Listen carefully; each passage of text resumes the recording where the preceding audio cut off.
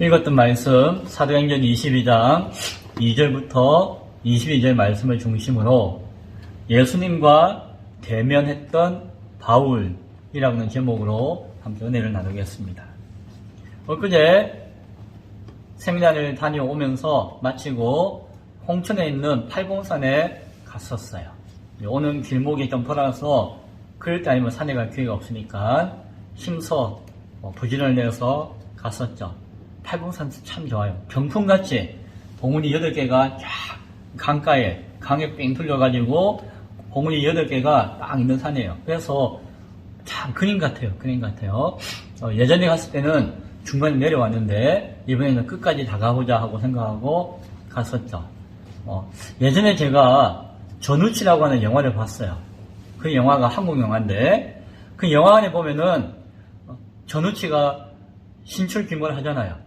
전우치가 막 이렇게 요상하게 막 마술 부리고 하다가 그림이 있는데 산수화가 있는데 그림 속으로 부두둑 하고 들어가는 거예요. 그래서 그 안에가 실체가 돼가지고 그 안에서 막 활동하는 모습이 영화에 그려져요.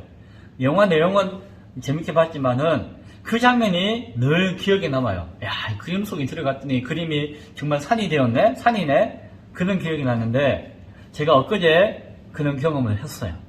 멀리서 보면 그림인데 제가 그 안에 들어가가지고 봉우리 8개를 막 올라가게 하다가 왔었죠. 다리가 후들거렸어요. 왜냐하면은 아무리 높고 깊은 산이라도 평지는 가면 가잖아요. 그런데 그 팔봉산은 그 바위산이에요. 오르락 내리락 바위산이라서 한시라도 가만히 있을 데가 없어요. 그러니까 다리가 계속 긴장하고 있는 거예요.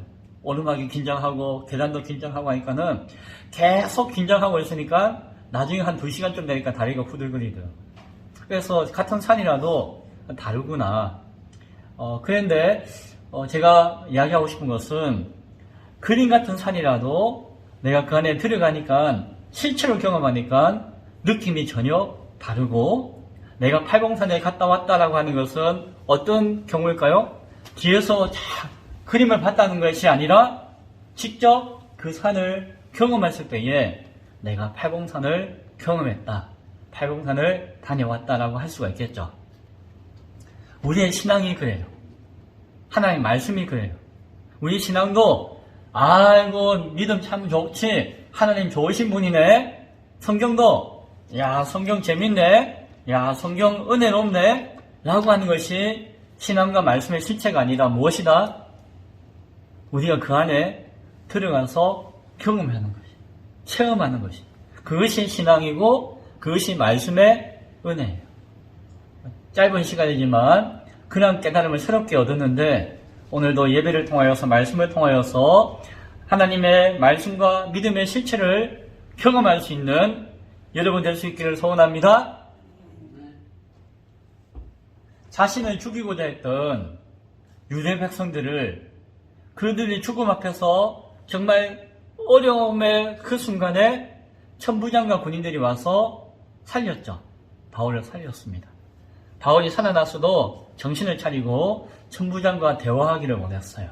그리고 천부장에게 자신과 예수님을 증거했겠죠. 동시에 천부장에게 요구하기를 내가 이 백성들에게 지금 나를 죽이려고 막 하는 이 백성들에게 도망갈 것이 아니라 한마디 할 수 있는 기회를 좀 주시면 어떻습니까? 라고 요청했어요. 천부장이 바울과 소통하는 가운데서 그렇게 한번 하시오라고 기회를 준 것 같아요. 그래서 오늘 22장에서는 바울이 자신을 죽이려고 했던 그 유대인들을 향해서 이야기하는 그들에게 변론하는 장면의 말씀이 나와 있습니다. 이 말씀의 이야기를 함께 나누기를 원해요. 오늘 22장 1절에 보니까 부형들아 내가 지금 여러분 앞에서 변명하는 말을 들으라 라고 이야기해요. 부형들아 라고 하는 것은 여기 우리 친족들, 우리 형제들, 우리 민족들 이런 친근한 표현이에요. 내가 이야기하는데 뭐라고 이야기하죠? 내가 지금 변명을 하니까 들으시오 라고 하는 것이에요.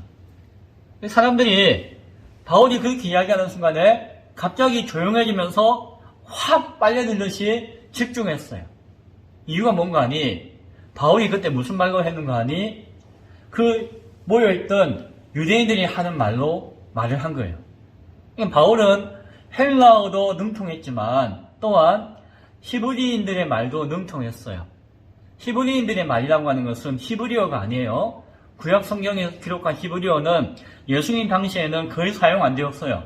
옛날 이야기, 옛날 말이고 그 당시에는 아람어라고 하는 언어를 사용했어요. 유대인들이. 그러니까는 히브리인들의 말이라고 하지만 그 말은 아람어겠죠. 그래서 마치 이거예요. 막 생긴 게 외국인처럼 생긴 저 미국에 있는 교포나 외국 사람들이 진부에 와가지고 여기 와서 영어로 샬라샬라 이야기할 것 같았는데 갑자기 안 그래요, 괜찮아요 하면서 강원도 진부 사투리를 막 하는 거예요. 그러면 여기 있던 분들이 아유 영어로 이야기하면 뭐라고 하나 했는데 갑자기 강원도 사투리를 막 하면은 갑자기 친근한 마음이 들기도 하고 마음이 열리기도 하고 귀가 쫑긋해지잖아요. 아마 그런 분위기가 된 것 같아요. 그래서 집중했고 또 하나는 바울이 지금 뭐라고 이야기하죠? 내가 변명하겠다라고 하잖아요. 변명. 그러니까 사람들은 뭐라고 하죠? 저 바울이 지금 자기가 잘못한 것을 알고 우리들에게 죄를 뉘우치고 용서를 구하는구나. 아이고 그렇지. 아이고 한번 이야기하는 거 들어보자. 이런 마음도 있었을 거예요. 그러니까 두 가지 이유가 있겠죠. 아람어로 친근하게 이야기하는 것과 동시에 변명하겠다고 하니까 그 막 죽이려고 했던 사람들이 갑자기 조용해지는 거예요. 그리고 바울이 하는 이야기를 들어요. 그때 바울이 이야기를 하기 시작합니다. 22장 3절부터 쭉 이야기해요. 그 내용은 몇 가지 이야기할 수 있지만은 대표적인 게 이거예요. 여러분들이 지금 나를 죽이려고 하는 거 내가 그 입장을 잘 압니다. 여러분 나를 죽인다고 해서 죽이려고 막 하는 거 나는 너무너무 잘 압니다. 이해합니다. 라고 이야기하는 것이에요. 왜요? 나도 정통 유대인이고 나도 여러분처럼 하나님의 율법과 말씀 가운데 열심히 있는 사람이었다. 내가 그렇다. 라고 하는 것이에요. 동시에 얼마 전까지만 해도 나는 당신들 못지않게 예수 믿는 사람들을 잡아서 죽이고자 했고 죽였고 해를 끼치고 박해하는 그런 앞잡이였다 라고 이야기합니다. 나도 여러분처럼 하나님 앞에 열심히 다하였고 누군가를 죽이기도 했고 죽였다. 그런 어떤 입장에 서 있었다. 여러분들이 하나님을 향한 열심 가운데서 나를 죽이려고 하는 거 내가 너무너무 잘 이해한다 라고 하는 것이죠. 그리고 자신의 옛날 이야기를 해요. 우리가 잘 알고 있는 이야기예요. 사도행전 9장에서 예수님의 음성을 듣고 예수님을 만났던 사건이에요. 내가 예전에 그 예수 믿는 사람들이 저 다메섹에 다 도망갔을 때에 내가 교회의 허락을 받고 다메섹에 그 사람들 잡아서 끌고 오려고 했던 선봉장의 역할을 했던 사람이 나다. 그런데 내가 다메섹 가는 도중에 갑자기 큰 빛이 나에게 비춰가지고 하늘의 음성이 들렸는데 그것이 예수님의 음성이었다. 내가 잡으려고 다녔던 그 예수님의 음성이었다라고 간증을 하는 것이에요. 그때 내가 눈이 멀게 되었고 그때 예수님이 다메섹에서 예수님이 예비하신 선지자를 만나서 사명을 들으라라고 말씀하셨다는 것이에요. 하나는 내가 여러분을 알고 있다라고 이야기했고 하나는 내가 예수님을 만났다라고 이야기해요. 또 하나는 무슨 이야기를 하는 거 아니? 그 다메섹에 가서 유대인들이 존경하는 아나니아라고 하는 선지자를 내가 만났는데 그 선지자가 하나님의 말씀을 나에게 들려주었고 나의 사명을 알려주었다라고 이야기해요. 아나니아 선지자를 통해서 내가 주의 음성을 들었다라고 하는 것이죠. 그 내용이 무엇이었을까요? 그것이 14절과 15절에 나와 있는 것이에요.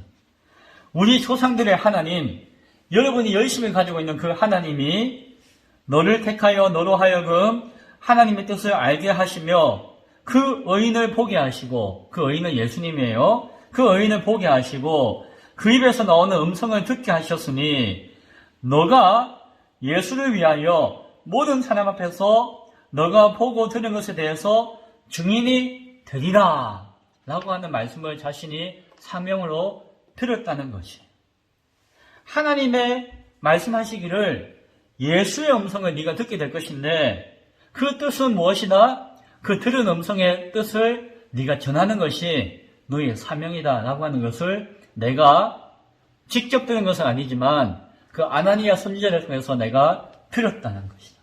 그럼 바울이 하는 이야기는 뭡니까? 여러분이 지금 나를 막 죽이고자 하는 거 내가 다 압니다. 그리고 내가 예수를 만났습니다. 그리고 내가 나의 사명의 말씀을 들었습니다. 그 이야기를 하는 것입니다. 사도행전 9장의 내용과 같은 내용이에요. 여기까지가. 그런데 여기서 새로운 이야기를 해요. 사실 바울이 예수님을 만나는 이야기를 사도행전에 3번 언급해요. 하나는 만났을 때의 9장에 언급하고 오늘 22장에 언급하고 나중에 26장에 또 나와요. 3번이나 나와요. 3번이나 나오는 것은 바울이 예수님을 만났던 장면이 그만큼 중요하다는 의미도 되겠지만 동시에 같은 듯하지만 다른 내용들이 또 그 안에 있는 것이에요. 그러면은 같은 이야기를 3번 하면서 다른 이야기를 하나씩 하는 것은 이 다른 이야기가 중요하다는 것을 강조하는 의미가 있다는 것이죠. 그러면 오늘 두 번째 이야기를 사도행전에 기록할 때에 다른 이야기가 나올 때 그 다른 이야기가 무엇인가를 보기 원해요. 그것은 17절부터 21절에 나와 있는 새로운 내용이에요. 사도 바울이 이야기합니다. 그 경험을 하고 난 다음에 내가 예루살렘 성전에, 지금 이곳에 예루살렘 성전에 내가 왔습니다. 여기서 내가 하나님 앞에 간절하게 기도했습니다. 그런데 그때 내가 예수님을 다시 만났다는 것이죠. 앞서 예수님 만났을 때에는 예수님을 바울이 직접 봤을까요? 못 본 것 같아요. 왜냐하면 성경에 봤다는 기록이 없어요. 하늘에서 음성을 들었다. 예수님이 음성을 들었다고 하고 그 다음에는 빛으로 말미암아 눈이 멀었다고 하거든요. 그래서 보지도 못했고 볼 기회도 없었죠. 그런데 성전에 와서 기도하는 가운데 예수님을 오늘 18절에 보니까는 보았다라고 이야기해요. 예수님을 직접 본 것이에요. 오늘 성경에 보니까는 황홀한 가운데 보았다라고 하는데 어떤 분은 이렇게 오해하는 경우가 있어요. 기도하다가 저 황홀경 가운데 빠져가지고 정신을 살짝 내려놓고 그 순간에 예수님을 만나거나 보았거나 하는 것이구나 라고 생각하는 분이 있어요. 지금도 그렇게 하려고 흉내내려고 하는 분이 계세요. 그거는 착각이고 오해이고 잘못이에요. 오늘 성경이 이야기하는 것은 예수님을 보고 만났을 때에 그 감격과 기쁨이 어마어마하게 컸다는 것이죠. 우리 이런 경험 있잖아요. 너무너무 반가운 사람 만나면은 아이고 이게 꿈이냐 생시냐 이런 표현할 때가 있잖아요. 너무 좋아가지고. 바울이 하는 이야기는 그거예요. 내가 정신을 잃어버리고 있다가 예수님 만났다는 이야기가 아니라 예수님을 보고 만난 것이 실제가 아니잖아요. 예수님 만날 수 없잖아요. 그런데 예수님을 보았다는 것이에요. 만났다는 것이에요. 그러니까 이게 꿈이냐 생시냐 정말 황홀경에 들어간 것과 같다라고 고백하고 표현하는 것이에요. 예수님 만난 것이 우선이지 황홀경에 빠진 것이 우선이 아니다라고 하는 것을 기억할 수 있기를 바랍니다. 예수님을 직접 만났다는 것이에요. 바울이 성전에서. 그리고 예수님의 음성을 직접 들었다고 이야기해요. 이전에는 아나니아 선지자를 통해서 예수님이 주시는 사명의 말씀을 간접적으로 들었어요. 보지 못하는 가운데 하늘에서 음성을 듣고 대화를 나누었지만 예수님을 대면해서 직접 말씀을 듣지는 않았어요. 그런데 성전에 와서 바울이 뭐라고 이야기합니까? 내가 예수님을 직접 만났고 그 음성을 직접 들었다라고 이야기하는 것이에요. 그것이 18절과 21절에 나와 있는 내용이에요. 두 번의 말씀을 들었다는 것이에요. 하나는 무엇입니까? 속히 예루살렘에서 나가라. 그들은, 여기서 그들은 유대인들이에요. 그들은 네가 내게 대하여 증언하는 말을 듣지 아니하리라 라고 이야기하는 것입니다. 그리고 한 번 더 이야기하기를 21절에 떠나가라. 내가 너를 멀리 이방인에게로 보내리라 라고 이야기하는 것입니다. 처음에는 선지자를 통해서 예수의 증인이 될 것이다. 예수님을 증언하게 될 것이다 라고 하는 사명을 받았는데 이제 예수님을 직접 만나서 들을 때에는 예수님이 뭐라고 하시는 거 아니? 그 증인 되어진 사명은 너의 동네에 있는 너희가 알고 있는 유대인들이 아니라는 것이에요. 유대인들은 오히려 네가 말하는 것을 듣지 않을 것이니까 저 멀리 있지만 이방인들을 향해서 내가 보낼 테니 이방인들에게 가서 증언하고 증인이 되어야 한다라고 예수님이 직접 나에게 말씀하셨다라고 바울이 이야기합니다. 여기까지 이야기하니까 거기 모여있던 사람들이 조용히 무슨 이야기 하나고 듣다가 갑자기 소리를 치고 난리를 쳤어요. 막 흙을 뿌리고 고함을 치고 했어요. 왜? 저 사람 당장 뭐 변명이고 뭐 들을 거 당장 죽여야 된다. 죽여라 하면서 사람들이 흥분하기 시작했어요. 22절부터 23절에 이와 같이 이야기하여 이 말하는 것까지 그들이 듣다가 소리 질러 이르되 이러한 자는 세상에서 없애버리자 살려둘 자가 아니라 라고 이야기하며 떠들면서 옷을 벗어 던지고 티끌을 공중에 날려버렸다. 흥분해서 막 표현하는 것이에요. 죽여야 된다. 살려서는 안 된다. 라고 이야기한 겁니다. 왜 갑자기 그 유대 군중들이 흥분하면서 난리를 쳤을까요? 조용히 듣다가 왜 난리를 쳤을까요? 바울이 변명하겠다고 했는데 뭔가 용서를 구하는가 보다라고 생각했는데 오히려 내가 죄인이라고 하는 것을 당당하게 자랑스럽게 외치는 꼴처럼 들리고 보였기 때문이에요. 바울을 죽이려고 했던 제목이 무엇이었습니까? 지금 이들이 21장 28절에서 크게 세 가지를 이야기했어요. 이 사람은 각처에서 우리 백성과 율법과 예루살렘 성전을 비방하였다. 비방하고 가르쳤다라고 하는 제목을 물었어요. 백성을 비방하고 율법을 비방하고 성전을 비방했다라고 제목을 묻고 죽이려고 했던 것이에요.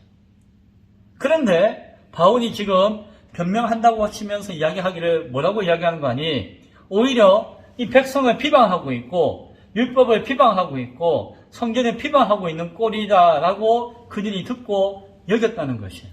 어떻게 해요? 하나님인 선민인 자기 유대 백성들을 하나님께서 소망이 없다라고 이야기했다는 것이에요.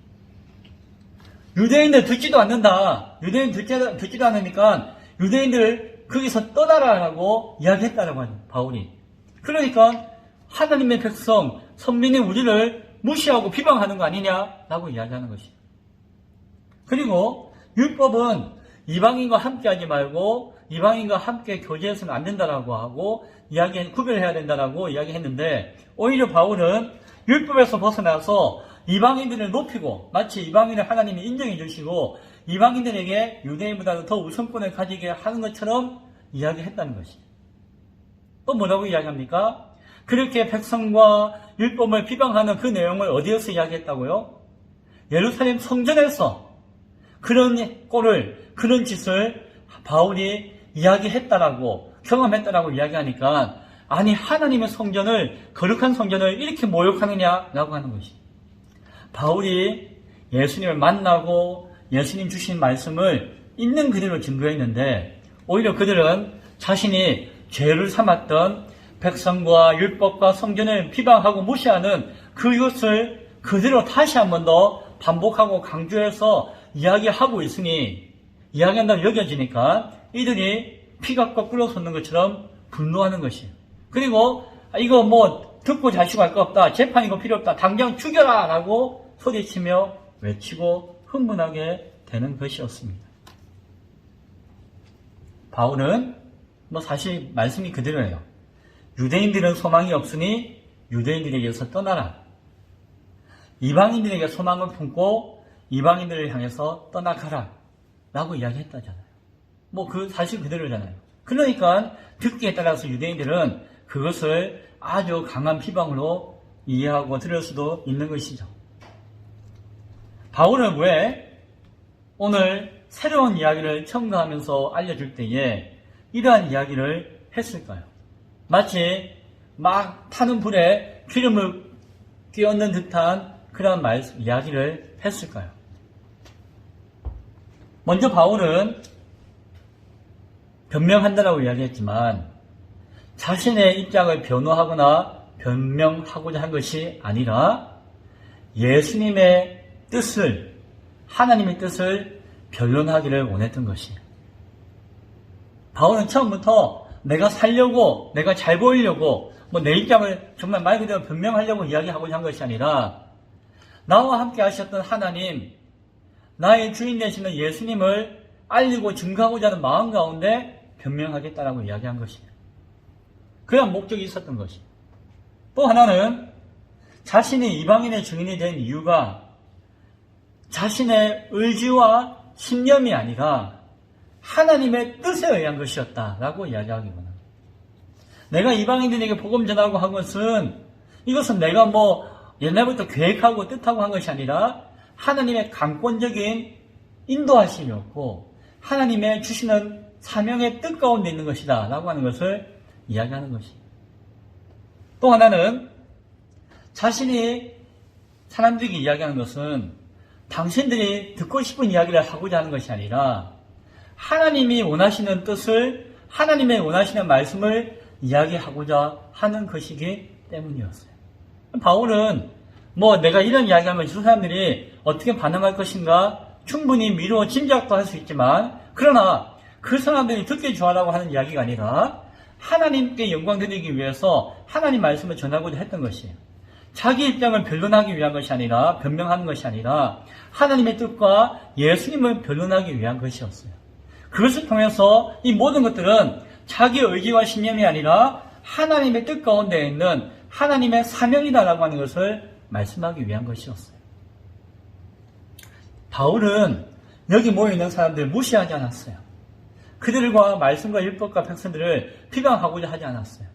바울은 누구보다도 유대인들을 사랑했어요.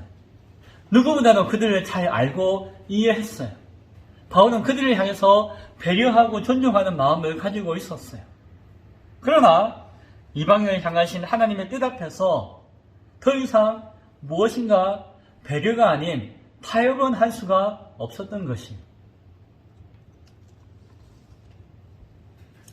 오늘 말씀을 정리하고자 합니다. 오늘 우리도 예수님을 만날 수 있기를 소원합니다. 예수님을 만날 수 있기를 소원해요. 황홀경 가운데 어떤 체험이 아니라 예수님의 음성을 듣기를 원합니다. 그래서 예수님의 증언인 이 성경을 읽어야 하며 성경을 묵상해야 하며 성경을 깊이 생각해야 하는 것이에요. 그것이 하나님의 말씀이기 때문이죠. 그러할 때에 내가 아니라 하나님의 영이신 성령께서 이 성경을 기록하신 성령께서 우리 가운데 감동 주셔서 그 말씀을 깨닫게 하시고 듣게 하시는 것이에요. 그러할 때에 우리는 주님의 뜻을, 예수님의 뜻을, 그 마음을, 아버지 하나님의 뜻을 분명하게 알게 되어지는 것입니다. 남이 했던 이야기, 남이 꾸며놓은 이야기, 혹은 뭔가 그럴듯한 이야기로 꾸며서가 아니라 어떤 내가 들었던 풍문을 전하는 것이 아니라 직접 내가 본 대로, 직접 들은 대로 전하는 목사가 되기를 소원합니다. 동시에 말씀과 이 성경을 통해서 내가 만난 예수님, 내가 들은 음성을 전할 때에 동시에 이 성경을 읽고 알고 이 성경을 묵상하고 기도함으로 말미암아 이 음성을 함께 나누고 그것으로 말미암아 함께 기뻐할 수 있는 여러분들이 되기를 소원합니다.